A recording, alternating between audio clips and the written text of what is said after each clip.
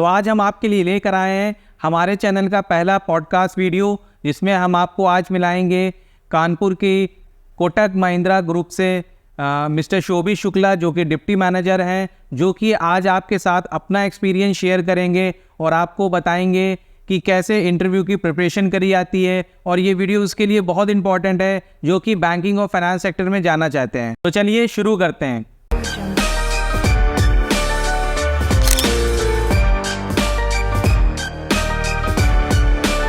Welcome sir to our channel. Thank you very much mister Hasan Ansari ji. सबसे पहले तो मैं कहना चाहूँगा, जो कि माध्यम है आप लोगों के प्रति कर रहे हैं, उसके लिए बहुत ही कानपुर शहर को बहुत ही ज़्यादा ही रोज़गार के अवसर मालूम चल रहे हैं, कहाँ का उपलब्ध है। और आप इसमें नोबेल प्रोफेशन की तरह आप लोगों के प्रति बड़ी जागरूकता का काम कर रहे हैं। बहुत बहुत धन्यवाद आपको इस तरह का काम करने के लिए। तो जैसे कि कोटक ग्रुप का है एक हमारा कि कोई है हमेशा, तो मुझे लगता है कि आपकी भी जो प्रतिबद्धता है शहर के प्रति, वो भी उसी तरह है कि आप सबके लिए कुछ ना कुछ कर रहे हैं। तो बहुत बहुत शुभकामनाएं आपको, आप इसी तरह आगे रहें। क्या आप सब पूछना चाहते हैं तो आप पूछें।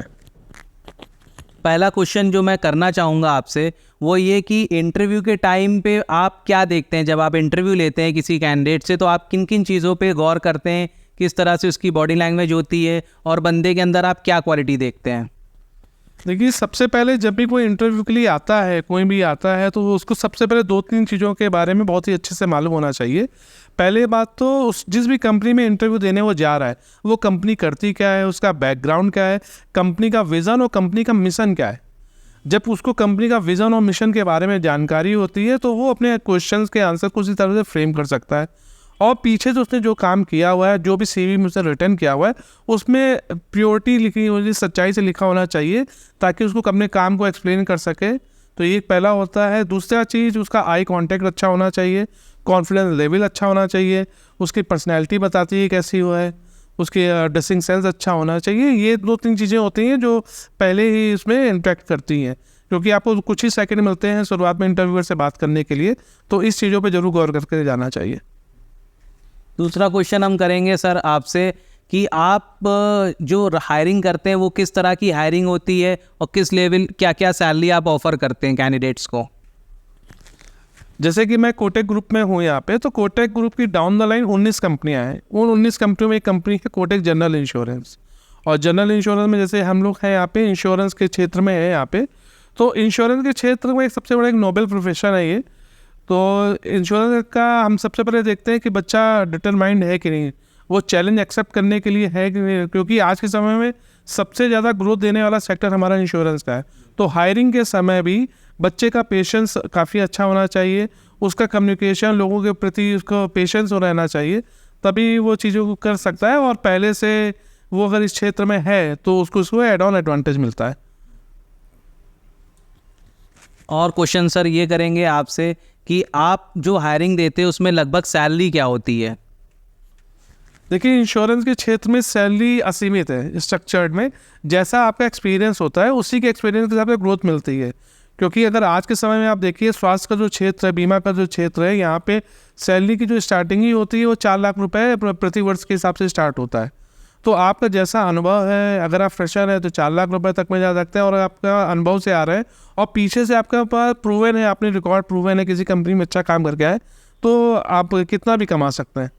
तो यहाँ पे मिनिमम 4 लाख से स्टार्ट होती है, तो मैक्सिमम की तो कोई लिमिट ही नहीं है, स्काई इज़ नो लिमिट। तो उस तरह से इंश्योरेंस के क्षेत्र में सभी चीज़ें हम मिलते हैं।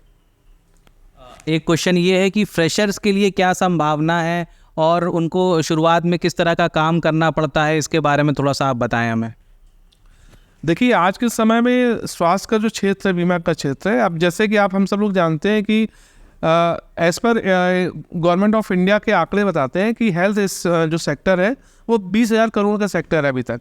आने वाले 2030 में यही सेक्टर 50,000 करोड़ रुपए का हो जाएगा पूरे उसमें।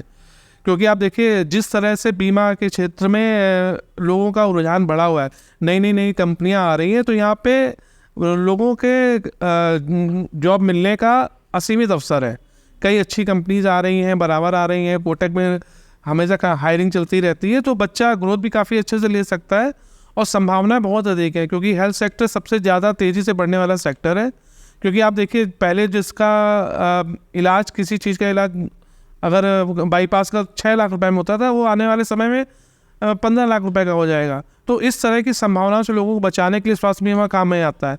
तो इस क्षेत्र में बहुत अपार संभावना है, तो उसमें अच्छा कर सकते हैं।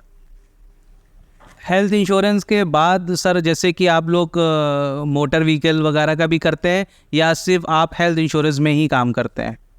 देखिए जनरल इंश्योरेंस की जो कैटेगरी में होता है वो पूरा आता है।